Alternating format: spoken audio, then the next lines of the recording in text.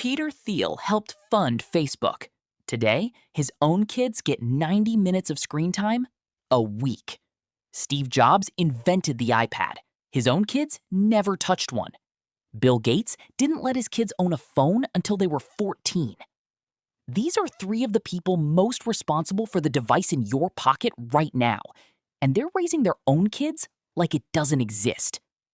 So what exactly do they know that you don't? Because it's not just them. It's basically everyone at the top of the industry. Evan Spiegel, who built Snapchat, limits his own kid to that same 90 minutes a week. Steve Chen, who literally co-founded YouTube, has said he doesn't want his own kids raised on short-form video because he thinks shorter clips train shorter attention spans. Even the CEO of TikTok has said his own kids are too young for the app he runs. Let that sink in. The people running the platforms are opting their own families out of the platforms. Here's what's actually happening under the hood, mechanism by mechanism. Variable rewards, straight up slot machine psychology.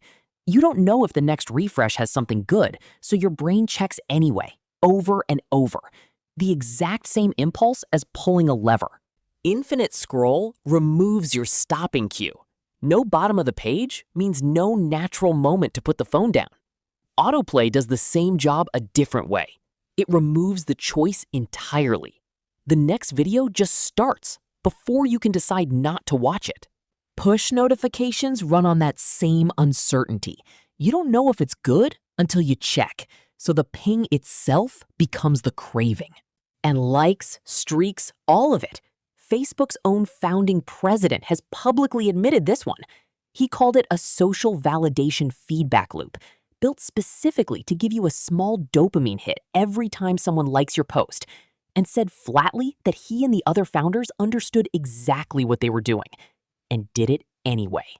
Recommendation algorithms just tie the whole thing together, learning exactly what keeps you personally scrolling, then feeding you more of that forever.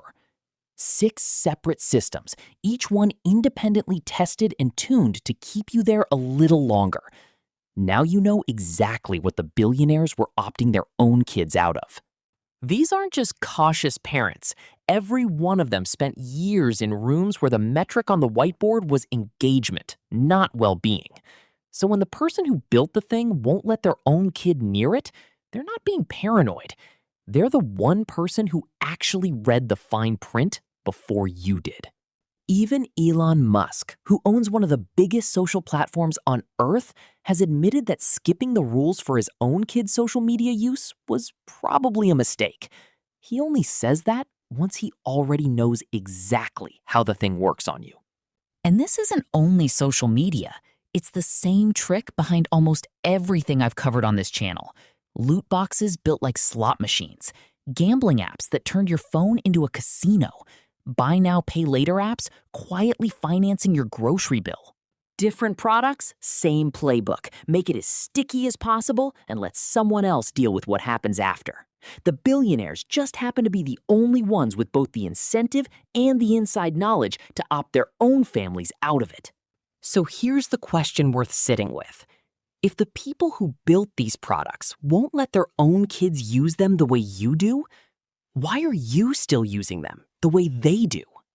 I'm not telling you to delete everything off your phone.